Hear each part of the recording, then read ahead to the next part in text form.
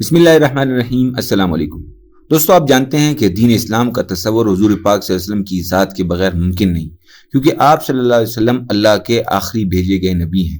مسلمانوں اور ہندوؤں میں بنیادی اور بڑا فرق یہی ہے کہ ہندو آپ صلی اللہ علیہ وسلم کو اللہ کا بھیجا ہوا نبی نہیں مانتے۔ ہندو مانے یا نہ مانے، لیکن ہندوؤں کی مذہبی کتابیں کیا کہتی ہیں؟ ہندوؤں کی مذہبی کتابوں میں آپ صلی اللہ علیہ وسلم سے متعلق کیا کچھ لکھا ہوا ہے؟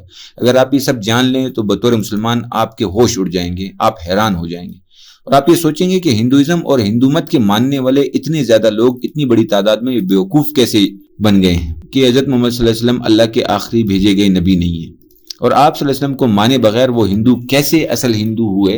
کیونکہ ان کی مذہبی کتابوں میں جو کچھ لکھا ہوا ہے وہ جان کر کوئی ہندو ہے تو وہ ضرور مسلمان ہو جائے گا۔ اور یہی شاندار کارنامہ تو ڈاکٹر ذاکر نائک صاحب کر رہے ہیں۔ ڈاکٹر ذاکر نائک صاحب ایک اجتماع میں اسی موضوع پر خطاب کر رہے تھے، اور ڈاکٹر ذاکر نائک صاحب نے وہ ساری باتیں بتائیں جنہیں جان کر آپ حیران ہوں گے۔ دوستو، ڈاکٹر ذاکر نائک صاحب وہ تمام گفتگو اور وہ تمام بیان ہم آپ کے سامنے تفصیل سے رکھیں گے۔ چونکہ یہ گفتگو ڈاکٹر ذاکر نائک صاحب کی جانب سے انگریزی زبان میں ہے، لہٰذا ہم اس کا اردو ترجمہ بھی پیش کریں گے تاکہ سمجھنا اور جانا جا سکے۔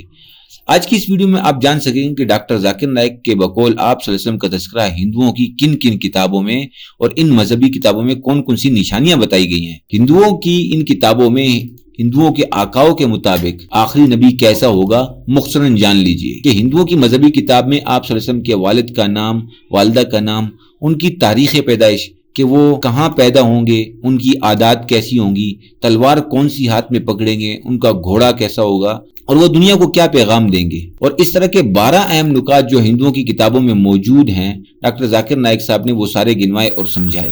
دوستو، جان لیجئے کہ ہندوؤں اور مسلمانوں میں آپ صلی اللہ علیہ وسلم کی ذات کو لے کر فرق صرف اتنا ہے کہ ہم مسلمان آپ صلی اللہ علیہ وسلم یا حضرت محمد صلی اللہ علیہ وسلم یا محمد کے نام سے جانتے ہیں، جبکہ ہندوؤں میں انہیں کلکی اوتار کے نام سے جانا جاتا ہے۔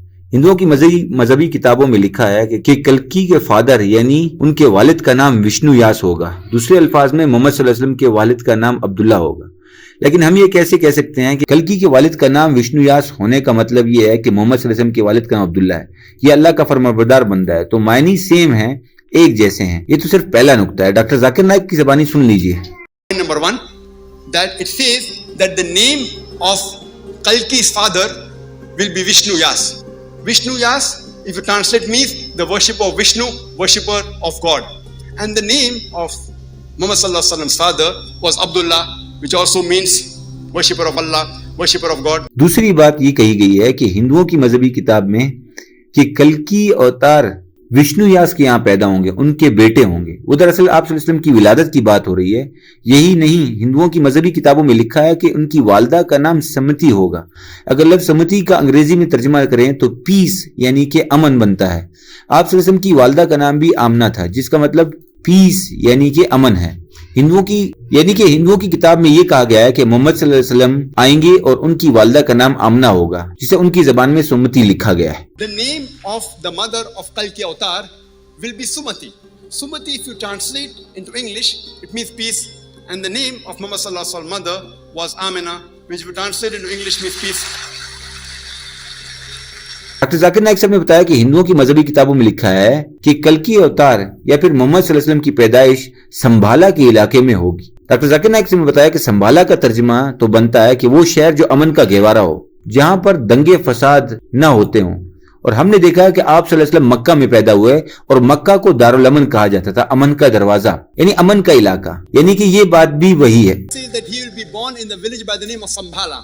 Sambhala, if you translate, means a place of serenity and peace. And similarly, Muhammad sallallahu alaihi wasallam born in Makkah, it was known as the Darul Aman, the place of peace and serenity. ہندوؤں کی کتابوں میں یہ بھی کہا گیا ہے کہ سنبھالا کے علاقے کی چیف یعنی اس علاقے کے سردار کے یہاں کلکی اوتار کی پیدائش ہوگی۔ ہم نے دیکھا کہ آپ صلی اللہ علیہ وسلم مکہ کے سب سے اعلیٰ قبیلے قریش کے یہاں پیدا ہوئے۔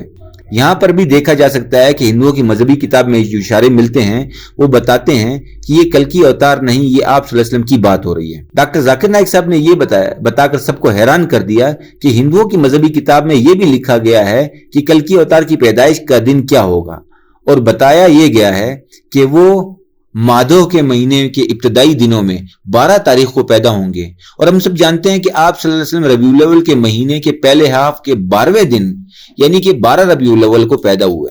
یعنی کہ ہندوؤں کی مذہبی کتاب جس میں کلکی اوتار کے آنے کی بات ہو رہی ہے، دراصل محمد صلی اللہ علیہ وسلم کی آمد کا تذکرہ ہے۔ Further says that he will be born on the 12th day of the first half of the month of Madhav.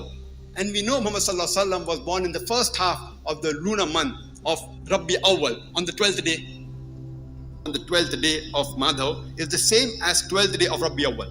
کہ ایک فائنل میسنجر آئے گا، ایک آخری پیغام دینے والا آئے گا، جس کلکی اوتار کا کہا گیا ہے وہ ساری نشانیاں وہی ہیں جو آپ صلی اللہ علیہ وسلم کی ہیں۔ اگر ہم دیکھیں تو قرآن پاک کی سورہ احزاب چیپٹر نمبر 31 آیت نمبر 40 میں بھی یہی بیان کیا گیا ہے کہ اللہ اپنا آخری نبی بھیجے گا اور اس کے بعد کوئی نبی نہیں آئے گا، اور محمد صلی اللہ علیہ وسلم اللہ کے رسول ہیں۔ Says that this Kalki Avatar, he will be a final messenger. Exactly what was mentioned in the Quran in Surah Ahzab, chapter number 33, verse number 40, where it says, "Ma kana Muhammadun aba ahadin min rijalikum walakin Rasulullah wa khatamun nabiyyin wa kana Allah bikulli shay'in alima." Doctor Zakir Naik صاحب نے بتایا کہ ہندوؤں کی مذہبی کتابوں میں لکھا ہے کہ کلکی اوتار کو ان کے خدا کا پیغام اس وقت ملے گا جب وہ ایک پہاڑ میں ہوں گے، اور ہم سب جانتے ہیں کہ آپ صلی اللہ علیہ وسلم پر بھی جب وحی نازل ہوئی تو آپ صلی اللہ علیہ وسلم غار ہیرا میں تھے، جو کہ ایک پہاڑ ہے۔ تو وہ غار ہیرا میں، تو اس سے معلوم ہو جاتا ہے کہ ہندوؤں کی مذہبی کتاب میں جس اوتار کی طرف اشارہ کیا گیا ہے دراصل وہ آپ صلی اللہ علیہ وسلم ہیں۔ That this Kalki Avatar, he will get knowledge from Parsuram, that's from Almighty God, in a mountain. And we know Muhammad sallallahu alaihi wasallam, the first revelation he got in Ghar Hira, Jabal Nur, the Mount of Nur, in Ghar Hira. And prophecy further says, ہندوؤں کی مذہبی کتاب میں یہ بھی لکھا ہے کہ کلکی اوتار جو ہیں وہ جنوب کی جانب ہجرت کریں گے اور واپس آ جائیں گے۔ ہم نے یہ بھی دیکھا کہ آپ صلی اللہ علیہ وسلم نے مکہ سے مدینہ ہجرت کی اور پھر واپس آ گئے۔ ڈاکٹر ذاکر نائک صاحب بہت ذہانت کے ساتھ ایک کے بعد ایک نقطہ گنوا رہے تھے اور پورا حال تالیاں بجا رہا تھا، اور حیران بھی ہو رہا تھا کہ اتنی واضح نشانیوں کے باوجود ہندو حضرت محمد صلی اللہ علیہ وسلم کو اللہ کا آخری نبی کیوں نہیں مانتے، جبکہ ان کی اپنی کتابوں میں لکھا ہے۔ ڈاکٹر ذاکر نائک صاحب نے کہا کہ ہندوؤں کی مذہبی کتابوں میں لکھا ہے کہ کلکی اوتار کا کردار اور شخصیت ایسی ہوں گی جو انتہائی با اخلاق اور انتہائی اچھے رویے کے مالک ہوں گے، اور یہی بات اللہ تعالیٰ نے قرآن پاک کی سورہ قلم چیپٹر نمبر 68 آیت نمبر 4 میں بیان فرما دیا کہ ڈاکٹر ذاکر نائک صاحب نے کہا کہ ہندوؤں کی مذہبی کتابوں میں لکھا ہے کہ کلکی اوتار کی 8 بڑی خصوصیات ہوں گی، جن میں ایک عقل ہے، دوسری اپنی ذات پر قابو رکھنا، اعلیٰ خاندان سے تعلق ہونا، دوسروں میں علم بانٹنا، جنگی اعتبار سے بہادر ہونا، خیرات کرنا، عظیم طبیعت ہونا اور عظیم شخصیت کا مالک ہونا اور مناسب گفتگو کرنا۔ ڈاکٹر ذاکر نائک صاحب نے بتایا کہ یہ ساری خصوصیات آپ صلی اللہ علیہ وسلم سے متعلق کلکی اوتار کے نام سے ہندوؤں کی مذہبی کتابوں میں ہیں، جو کہ کلکی پرانا اور بھگوت پرانا میں موجود ہیں۔ یہ سب جاننے کے باوجود بھی ہندو اسلام قبول نہیں کرتے اور آپ صلی اللہ علیہ وسلم کو آخری نبی نہیں مانتے۔ آپ کی اس کے بارے میں کیا رائے ہے ہمیں کمنٹ سیکشن میں ضرور لکھیں، اور ایسی ویڈیوز کو دیکھنے کے لیے ہمارے چینل کو لائک، شیئر، سبسکرائب کریں، اور اجازت دیجیے۔ اللہ حافظ۔